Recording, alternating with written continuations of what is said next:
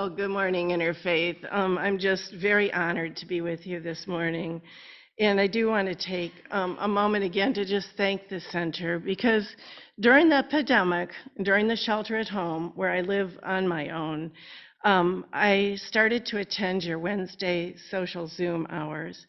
And I just found myself not alone. And I was laughing, and I was telling stories and hearing stories. And in the most unlikely of times, I was making new friends. And those friends have been very precious to me. So thank you. And also thank you to Alora and to Jean for the time you took to find such, beautiful compliments to the gnarled branches of the tree. So just the shortest introduction to myself. My name is Claire Groshan, and I am an English major, a writer. I was an English educator. I'm currently a genealogist, and I'm a nature lover. So today I'm going to share a couple of my stories, and the stories were not selected randomly. It's my hope that these stories are going to help spark for you your own personal study of nature, or reignite it.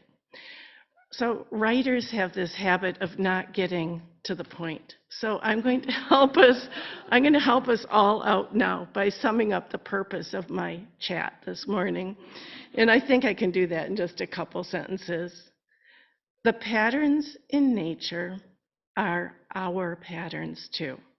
So when we strive to engage in a practice of taking notice of the patterns, we'll find reconnection to ourselves and to the world. And hopefully, while we do that, we will mouth these words: "This is magnificent."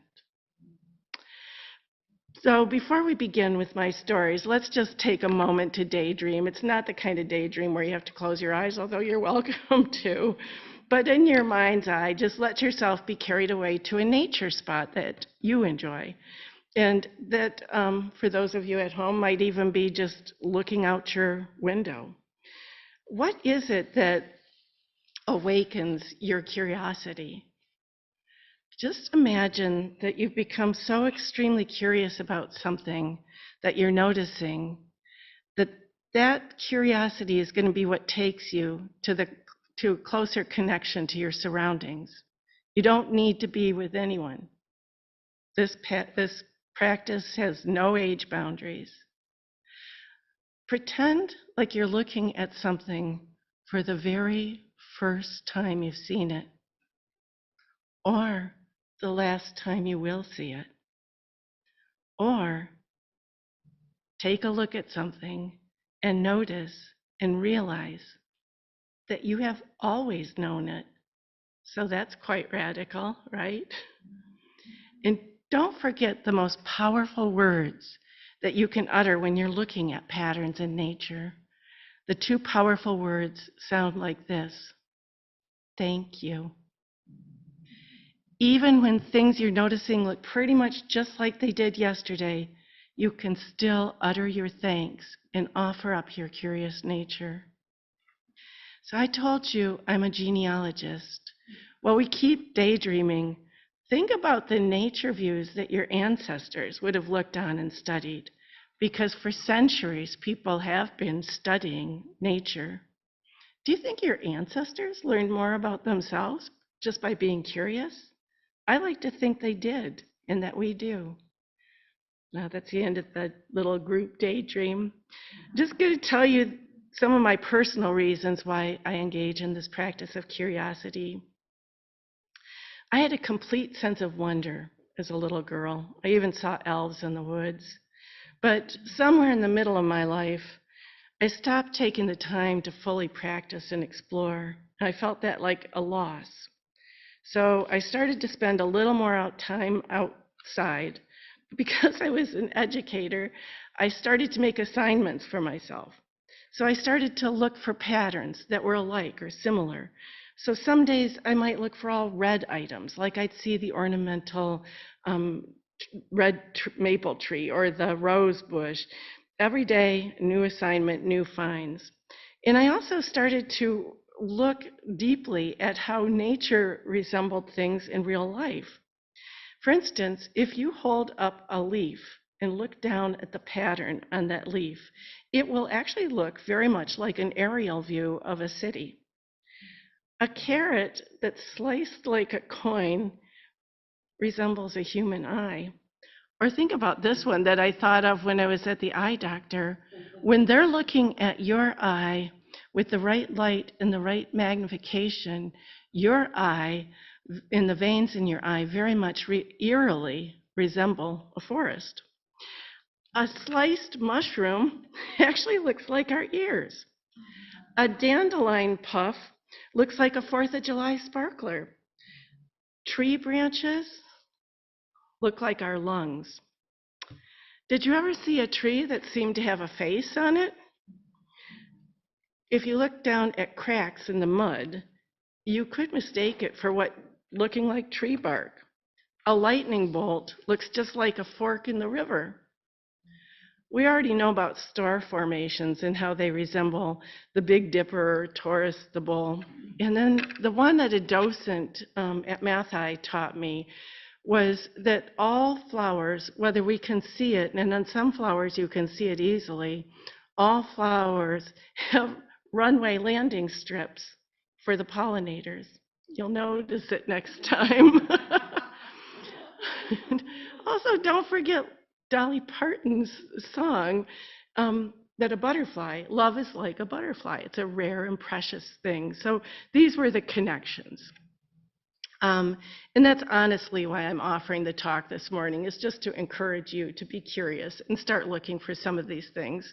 But now I got to just start with some stories. And the first is the shortest of excerpts from my own diary. Yes, because I'm an English major, I keep a diary.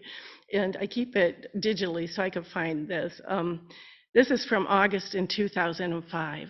And I'm reading this now, even though it's a difficult passage, because it was a time in which I had to ponder really how these patterns of nature were truly going to figure into my life and my motivations for life. And I was really at that time grappling with a natural event that was happening in that month that devastated hundreds of people. I didn't have answers then. I do not have answers now. But I do know that because this event happened, I pay attention to patterns. And I personally was given a call to urgency, and I was given a call to action. I title my diary entries, of course, I do not walk on straight paths. As a child, I walked through the woods with my parents. We walked silently most of the time. We were just observers. There were sounds of nature around us. These were happy times. These were times filled with wonder. I was a child.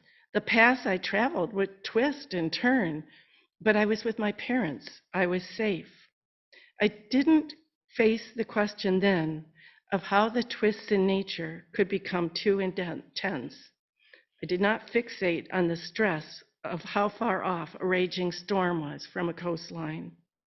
Because I was beside still waters, I feared no evil. I didn't understand then that all of nature is a pattern of twisting, making turns, swirling.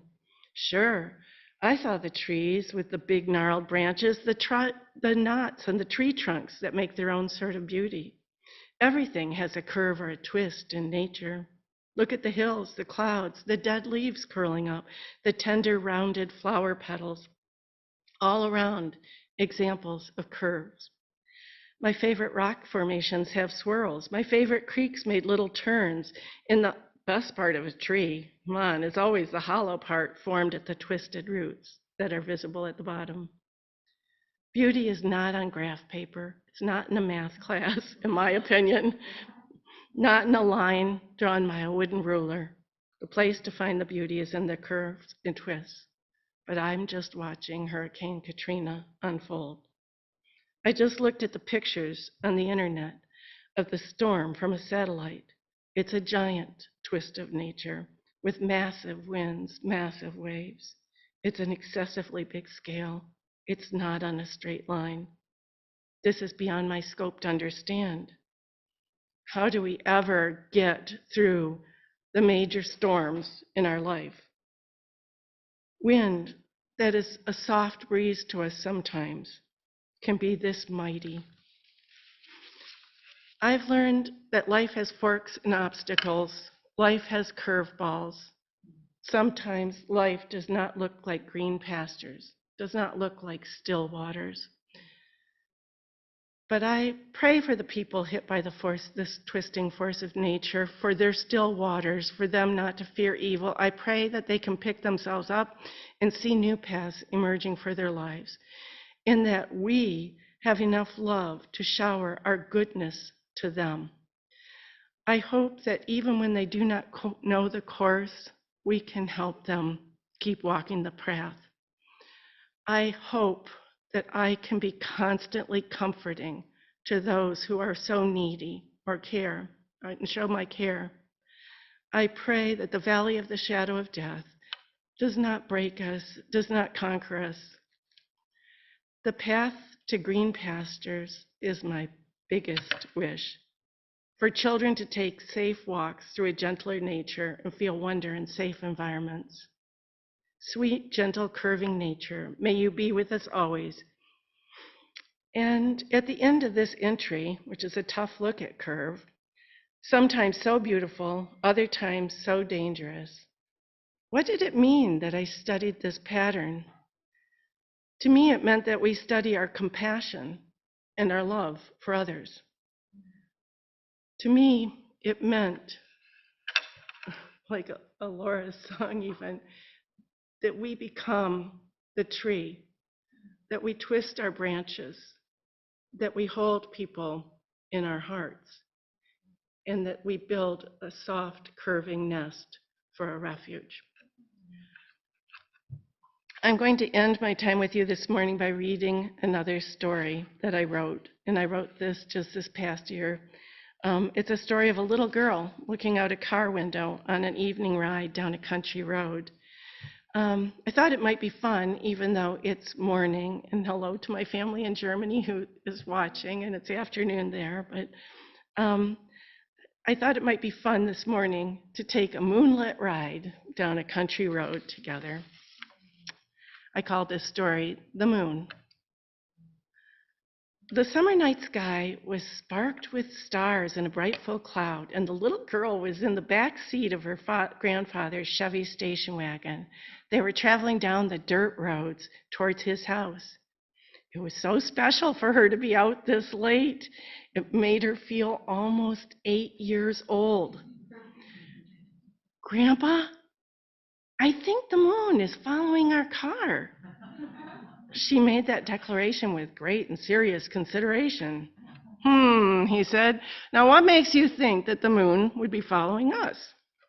She got real animated. Okay, so every time you're turning in the road, I can still see the moon right there, and it's been following us. Otherwise, we wouldn't be able to see it when we turned around all those corners. And when she explained this to her grandfather, she really felt like she could be almost 8.